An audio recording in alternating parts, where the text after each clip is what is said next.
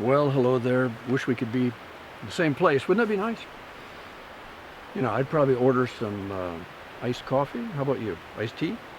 Maybe hot coffee, maybe a sandwich. So we'll just have to settle for this. Today I want to be, I want to think about and talk about 1 Peter, a living hope. You know, in the Sermon on the Mount, that's chapter 5, 6, and 7 of the book of Matthew. Chapter 5, Jesus says, "Blessed are you when men revile you and persecute you and do all evil of sorts of things against you in my name, because great is your reward in heaven." There's this thing that we have to do as believers, and that is to remember that the here and now is different than the there and then. That how we live here and now is made worthwhile, not only by what happens here, but by the there and then. And that's one of the things that Peter does in 1 Peter. He talks about suffering. And one of the things he underscores is that we have a living hope. You know, why would this be written? You know, Christian people have faced hard times, not always. There are some times when we've enjoyed times of even popularity, but that's not usually the case. You know, in Rome, around the time that Peter was writing, it was hard to be a Christian. It was hard to be a Jew. The catacombs, you know, were inhabited by Jewish people and Christian people, hiding from those who would throw them to the lions. So what are you to do? What are you to do about hard times? Are you to draw a conclusion? We must be on the wrong track, because if we were on the right track, everything would be sailing.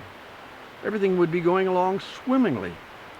Well, Jesus made sure that we didn't see it that way when he said, if you follow me, they're going to kick you out of the synagogue. In fact, some people they'll want to kill you, thinking that they are doing God a favor. Peter picks that up because he's one who's been persecuted.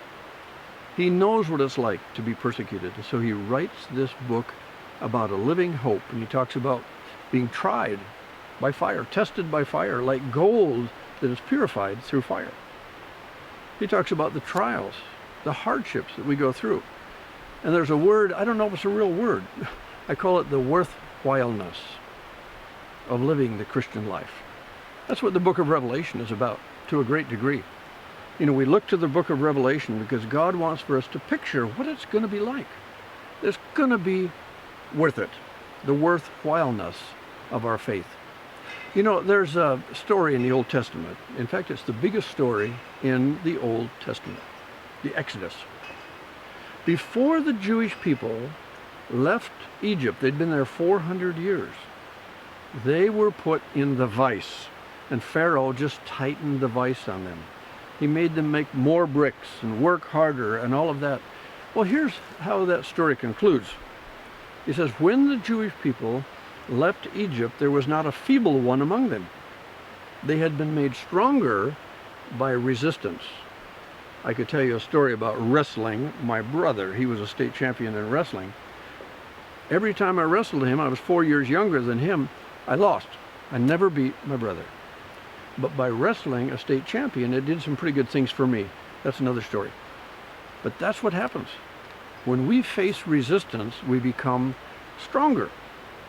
And when we are stronger and we stand together, that's magnificent. So read that book, 1 Peter.